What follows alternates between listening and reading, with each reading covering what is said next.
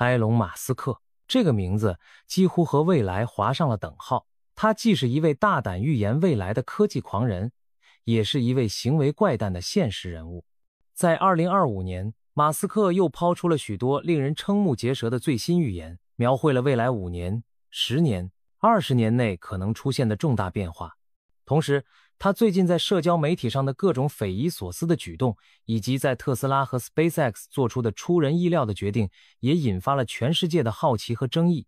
马斯克一直声称自己有一个火星梦，希望在人类有生之年把我们送上火星，甚至在那里建立殖民地，成为多星球物种。听起来像科幻小说，确实如此。但马斯克可不是光说不做的人。过去几年，他的 SpaceX 公司一直在疯狂研发下一代超重型火箭 Starship。 这种不锈钢巨无霸看上去像科幻电影里的飞船，但它真切地存在于德克萨斯的发射基地上。马斯克预言，在未来5年内，我们很可能会看到星舰把第一批货物送上火星，甚至如果一切顺利的话，在2029年前后，人类就将首次踏上火星的红色土地。在踏上火星之前，人类或许会先重返月球，为火星之旅做好准备。SpaceX 已经赢得美国航天局的合同，最快将在2025年用星舰帮助 NASA 把宇航员送上月球南极，执行阿尔忒弥斯登月任务。这将是半个多世纪以来人类首次重返月球，标志着太空探索的新篇章，也为未来登陆火星积累经验。与此同时，马斯克还支持民间的太空旅行计划。日本企业家前泽友作购买了星舰的绕月飞行服务，准备带领一群艺术家来一次亲爱的月球之旅。如果进展顺利，我们很快就能看到普通公民乘坐星舰飞出地球，引领一场新的登月热潮。这些壮举不仅会点燃公众对太空的激情，也是对星舰运载能力的绝佳测试。伪将来载人火星，任务铺平道路。说回火星本身，马斯克的时间表的确非常激进。按照他的设想，大概5到10年内，我们就能把人送到火星去打个酱油了。当然，乐观如马斯克也承认，这个计划存在巨大的挑战，可能会拖到2031年甚至更晚。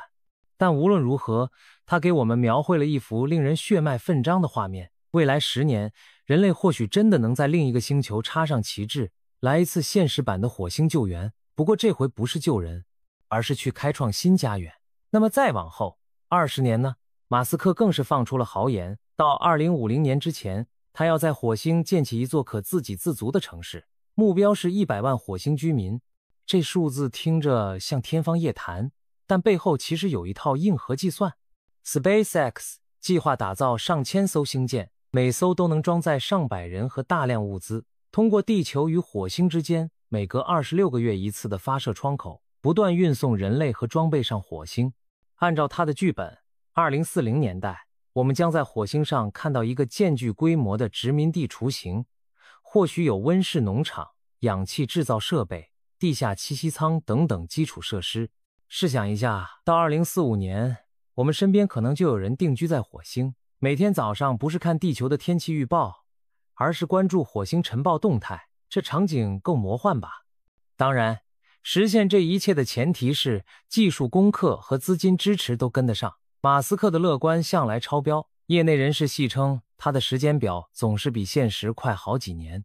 毕竟，火箭爆炸、宇航员辐射防护、火星极端环境，每一项都是横亘在面前的大难题。但不可否认，马斯克已经把原本只属于科幻的火星计划硬生生拉进了现实的讨论范围。就拿一个著名例子来说，他曾在一次火箭测试中把自己的特斯拉跑车当作载荷送上了太空。没错，就是那辆红色跑车，如今正沿日心轨道飞向火星方向。这个听起来疯狂又浪漫的举动，既是宣传噱头，更是对 SpaceX 火箭运力的绝佳展示。马斯克用实际行动向世人宣告，去火星不再只是纸上谈兵。更有意思的是，马斯克为了表示自己对火星移民的决心，还真的卖掉了自己几乎所有的豪宅，搬进德州发射场附近一栋简陋的小房子里住。身价几百亿美元的世界首富过起了蜗居生活，只为表明自己心无旁骛的要把火星计划进行到底。这操作让很多人直呼看不懂，但在马斯克看来，这恰恰证明了他不是嘴上说说而已。他甚至半开玩笑地表示，希望自己将来能死在火星上，当然前提是不要死在着陆的时候。听上去有点黑色幽默，但也折射出他对太空探索的狂热与执着。总之，在太空探索这一块，马斯克给未来20年的关键词就是火星，火星，还是火星。未来5到10年，我们拭目以待人类首次登陆火星的历史时刻。未来20年，我们或许真有机会见证一个崭新的火星文明萌芽。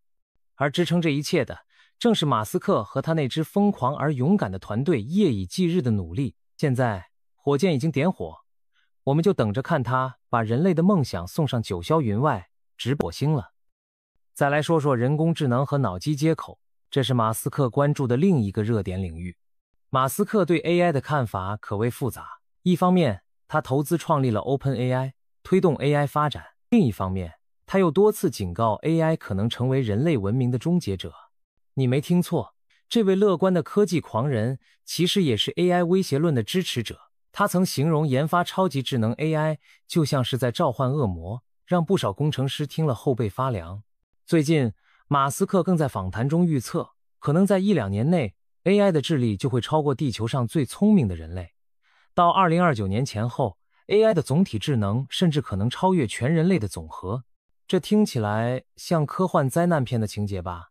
马斯克还补充说，他估计 AI 导致人类灭亡的概率概有 20%， 意思是还有 80% 的几率大家可以相安无事。这样的安慰恐怕很难让人真正安心。其实，马斯克早年创立 OpenAI 就是希望推动安全可控的人工智能发展。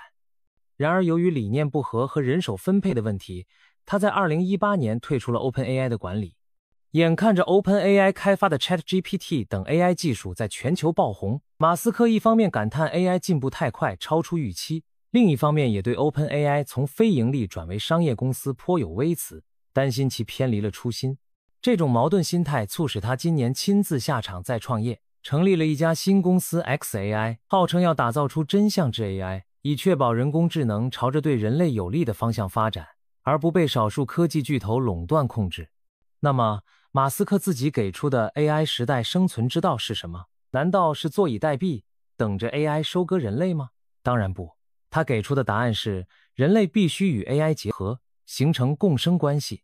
这听起来有点像科幻动画《宫壳机动队》里的场景，而马斯克正在用他的另一家公司 Neuralink 尝试将其变为现实。Neuralink 专攻脑机接口技术，简单说就是把高科技电极芯片植入人脑，让人脑能够直接和电脑交流。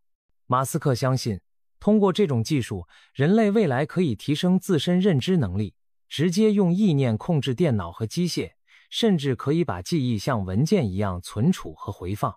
更疯狂的是，他曾大胆展望，也许再过10年，人类用嘴巴说话这种传统交流方式都会变得多余，因为到时候我们可能已经可以心灵传输想法了，语言将成为可选项。嫌打字说话慢的话，直接把脑中的想法上传给对方就行，是不是又便利又诡异？当然，实现脑机接口的道路绝不平坦。Neuralink 自成立以来遇到了不少技术和伦理挑战，要在大脑中安全植入上千根微电极，读取海量信号，工程难度极高，而且涉及对人脑动手术，监管部门的审批也异常严格。马斯克一向乐观，他原计划在2020年前后就开始人体试验，但进度一再推迟，直到最近，美国食品药品监督管理局才终于批准 Neuralink 进行首次人体临床试验。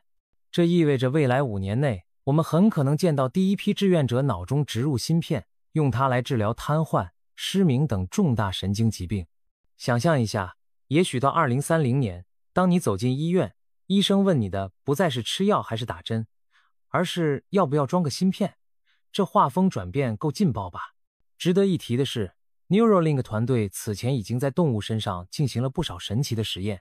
例如，他们曾发布一段视频，一只猴子在大脑植入芯片后，能够用意念玩一款简单的乒乓球电子游戏，Pong，没有用手，纯靠脑讯号就把光标操作的有模有样，令观众目瞪口呆。还有几头小猪也接受了芯片植入，通过实时监测它们的神经活动，科研人员可以读取到猪在活动时大脑发出的信号。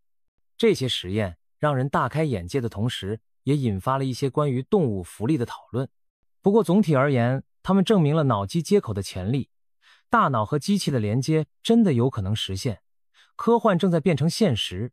再往后10年，假如一切顺利，脑机接口或许不再只用于治疗疾病，一些勇敢的普通人也可能选择植入芯片来增强记忆力，提升计算和沟通效率。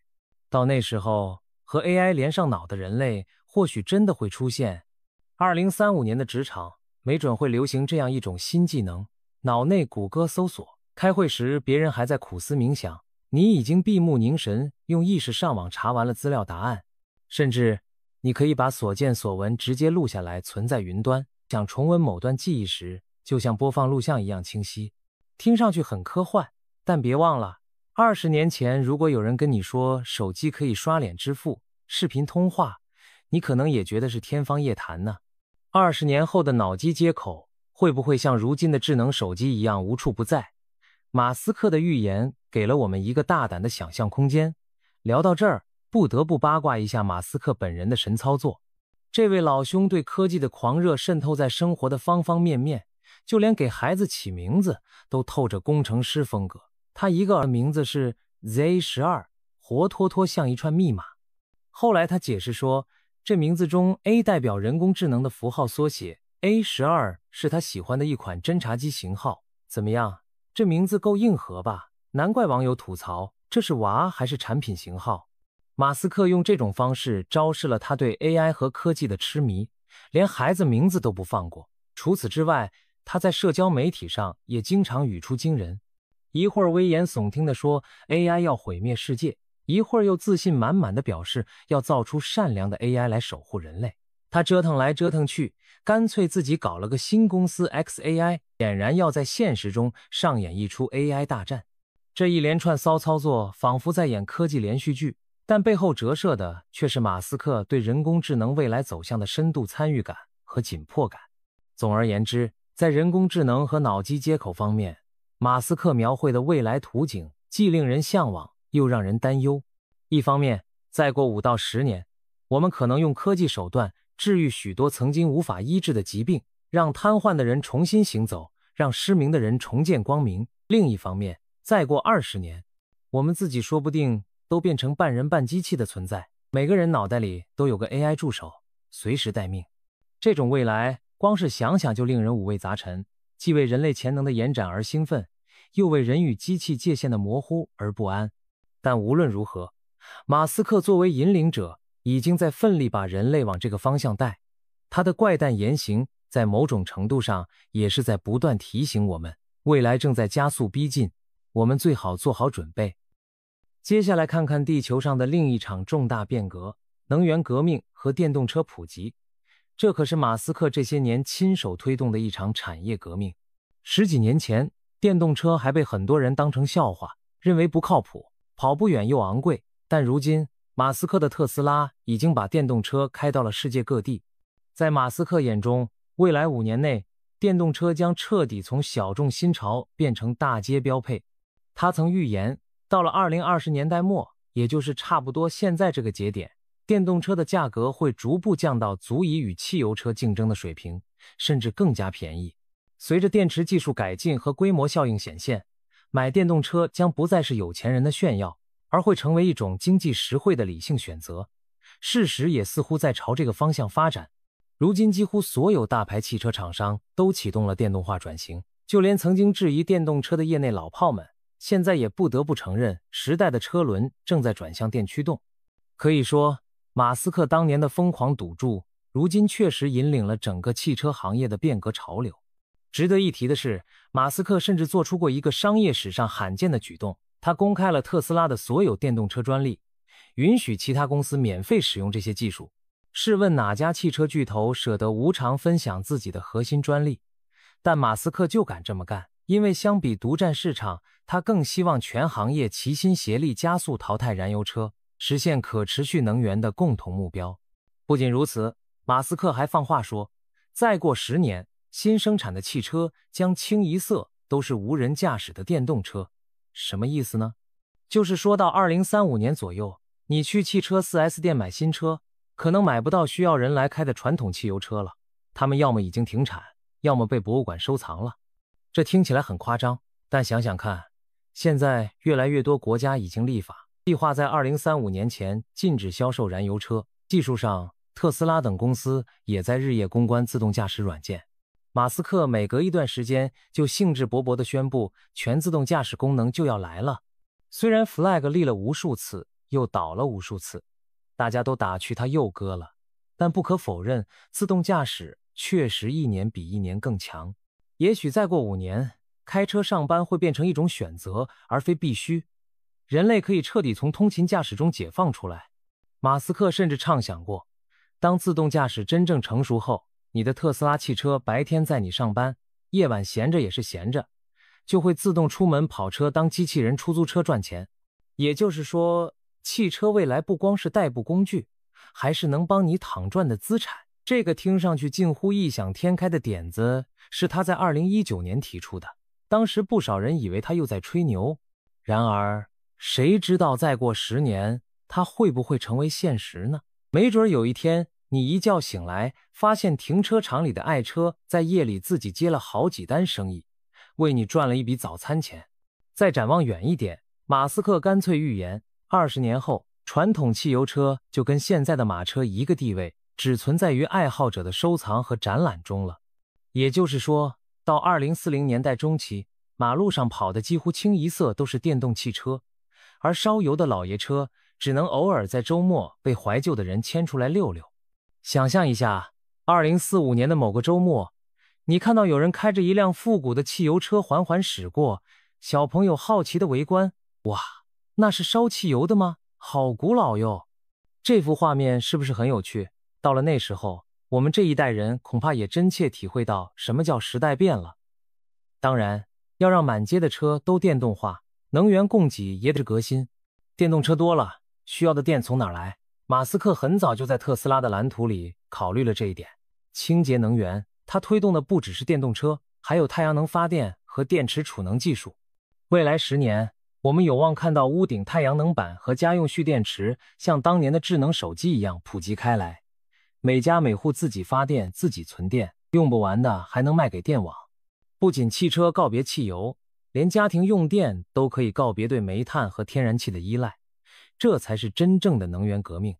马斯克曾经说过，只要建造足够多的电池工厂和太阳能设施，人类完全能够摆脱化石燃料。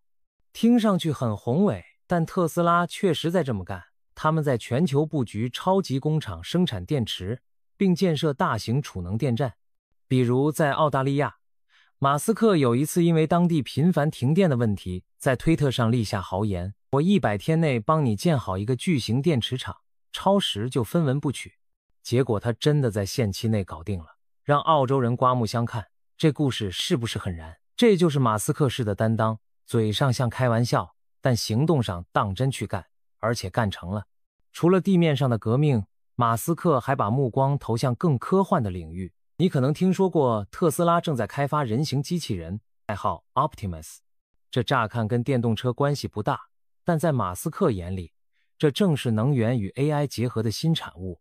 未来的工厂里，这种机器人可以24小时不停工作，而他们消耗的只是清洁电力和少量维护。马斯克甚至打趣说，特斯拉最终的产品形态也许不是车，而是机器人。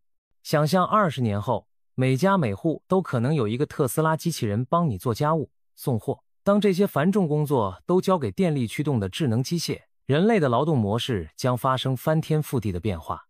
说到这里，又该聊聊马斯克那些传奇般的操作了。作为特斯拉的老板，他的行事风格和一般企业高管截然不同。别的车企老总西装笔挺，谨言慎行，他倒好，上台发布新车敢当众尬舞。记得有次在中国上海的交付仪式上，马斯克兴之所至，跳起了即兴热舞，把现场和网友都逗乐了。这一幕也让大家见识到，这位老兄真是想干嘛就干嘛，丝毫不按常规出牌。还有发布 Cybertruck 电动皮卡的时候，他吹嘘车窗的防弹玻璃如何结实，结果现场测试时玻璃却意外裂了，场面一度十分尴尬。然而马斯克事后只是哈哈一笑，在推特上幽默自嘲了一番。没想到这次砸车事件反而为 Cybertruck 赚足了眼球。你说这算失误还是另类的成功？马斯克的这些出格行为往往继承了娱乐新闻，又免费给他的产品做了广告。更绝的是，他几乎不花钱做传统广告，却能让特斯拉频频霸占媒体头条。这靠的是什么？正是他本人自带的流量体质和话题热度。无论是跑到脱口秀里大口抽大麻雪茄，还是每天在推特上和网友唠嗑，回复车主提问，马斯克用他特立独行的方式打造出一种亦正亦邪的个人形象。结果，特斯拉省下了天价广告费，把钱投入研发，反倒在技术上一路领先。这种营销和研发两手抓的骚操作，恐怕前无古人后无来者。所以说，在能源和交通领域，马斯克不仅用技术改变世界，也用他的个人魅力改变着大众对技术的看法。他把本来枯燥冷冰冰的电池、电机话题玩出了腥味和趣味，吸引无数年轻人为之入迷，并投身这个行业。他的预言描绘了一个接近新能源乌托邦的未来，天上太阳能，地上电动车，工厂里机器人干活，我们人类则可以有更多时间享受创造。而他本人就像这场革命的带头大哥，一边撸起袖子埋头苦干，一边又不忘跳支舞发个推特，时时刻刻把大家的胃口吊得足足的。聊了这么多，相信你也看出来了，马斯克就像是站在未来和现在之间的那个人，一只脚迈向科幻，一只脚扎在现实。他的那些预言听上去玄乎其玄，5年、10年、20年后的世界要大变样，但别忘了，这些预言背后，他可都在玩命实干。从火星、火箭到脑机芯片，再到电动车和机器人，每一个领域他都有公司在冲锋陷阵。马斯克把大胆的想法化为了实际的路线图，然后甩给工程师团队一句话：去实现它。当然，实现的时间经常一拖再拖，可目标始终没变过。有人说马斯克是天才，也有人说他是疯狂的投机者。可不管怎么看，马斯克确实用他的言行影响和改变着世界走向。他的怪诞行为有时候让人哭笑不得，有时候又发人深省。比如他竟豪掷400多亿美元收购了一家社交媒体，接着把那个小蓝鸟标志改成字母 X， 宣称要打造一个无所不包的超级应用。一时间大家都以为他在胡闹，毕竟好端端的一个社交平台被他折腾得乌烟瘴气。